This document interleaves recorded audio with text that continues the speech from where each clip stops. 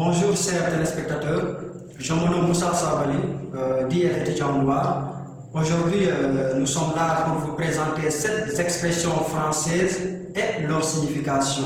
Je pense que après cette vidéo, vous n'aurez pas de difficultés à comprendre certaines expressions françaises. Je suis accompagné de ma collègue Fatoumata Diallo qui va prendre le relais. Bonjour chers téléspectateurs, je réponds au nom de Fatoumata Diallo, étudiante en administration économique et sociale à l'Université virtuelle du Sénégal, rattachée à l'ENO de Kolda. Nous sommes là aujourd'hui pour vous parler de cette expression française. Donc, sans plus tarder, M. Sabali, nous allons commencer par la première expression, à savoir qui fait, c'est-à-dire qui fait quelque chose. Pouvez-vous nous expliquer cette expression? Merci Fatoumata. Qui fait quelque chose, ça veut dire aimer quelque chose, avoir passion de quelque chose. Par exemple, quand je dis j'aime Pierre ou bien j'aime Poète Baldé, en tout cas c'est aimer quelque chose, aimer un objet ou bien aimer une personne. Et je peux aimer par exemple un livre. Maintenant, M. Sabali, on va passer à la deuxième expression, à savoir quand est-ce qu'on emploie l'expression une frimeuse ou bien un frimeux. Voilà, on va passer maintenant à la deuxième expression qui est frimeur ou bien frimeuse. Quand est-ce qu'on dit une personne est frimeur ou bien frimeuse? Alors, je vais vous définir qu'est-ce que c'est qu'un frimeur ou bien frimeuse. Donc, cette expression-là signifie que quand la personne attire sans cesse le regard des autres.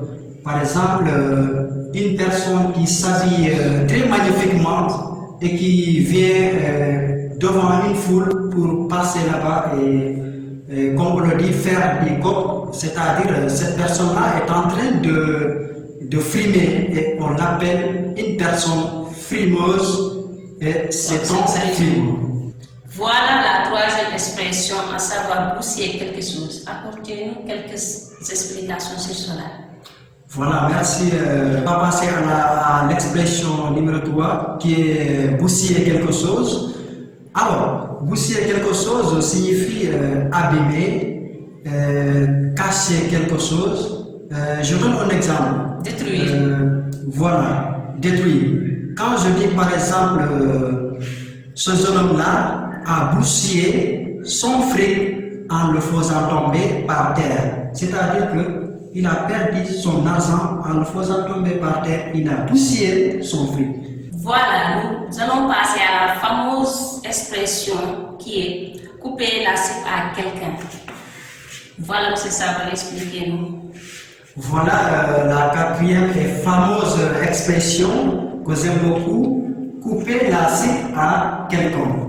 Alors, couper la cible à quelqu'un signifie dire ou faire quelqu'un ou bien, en tout cas, dire ça à quelqu'un de façon que cette personne-là n'aura plus rien à dire ensuite, c'est-à-dire lui freiner. Je donne un exemple. Je lui ai raconté ses bêtises sans lui à couper la chic.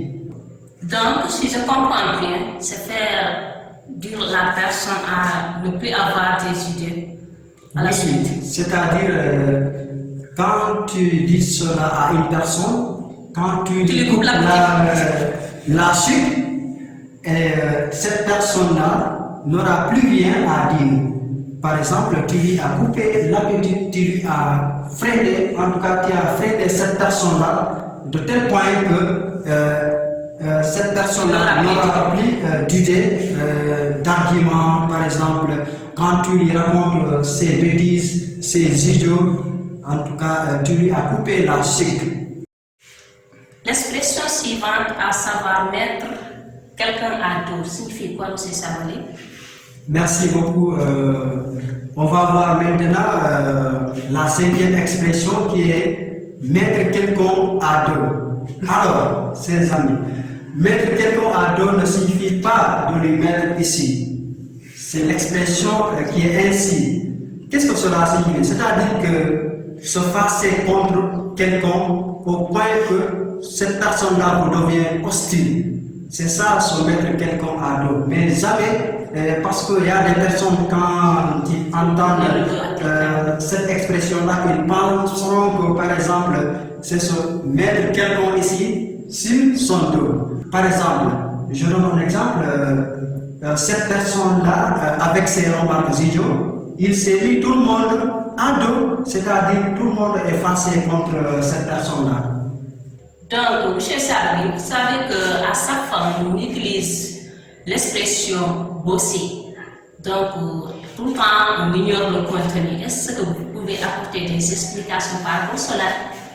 Oui, l'expression bosser, tout le temps on entend bosser, bosser, bosser.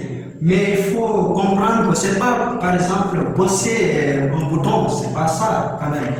Il faut comprendre que bosser signifie travailler, bien travailler, se donner, voyez. Donc c'est ça la signification de bosser. Non pas bosser, c'est pas bosser quelque chose en tout cas. Tousser. Voilà, c'est pas bosser quelque chose, c'est travailler, labourer durement. Voilà, je donne un exemple. Quand je dis cet homme-là bosse tout le temps, alors ce jeune homme-là est un bosseur. Si c'est une fille aussi, on peut dire cette fille-là est une bosseuse parce que cette fille-là travaille beaucoup. Donc, M. Sabari, nous allons terminer par la 7e et dernière expression, à savoir mettre la charrue devant les bœufs. Signifie quoi? Mettre la charrue devant les bœufs. Cela signifie que ne pas sauter des étapes, c'est-à-dire inverser quoi. Parce que je donne un exemple. Par exemple, on ne peut pas dire 1 et sauter du 5. Voilà, on ne peut pas dire, on peut pas commencer à compter, dire 1, sauter et encore dire 5. Il faut aller des étapes, étape par étape. Et donc, je donne un exemple disant, il faut apprendre à marcher avant de courir. Par exemple, un bébé apprend d'abord à s'asseoir, à s'arrêter avant de commencer à courir, c'est-à-dire des étapes, étape par étape. Merci M. Sabali, merci aux éditeurs et auditrices. Donc c'était tout pour aujourd'hui, donc n'hésitez pas à vous abonner sur la chaîne YouTube. Pour la prochaine vidéo, bye bye. Merci.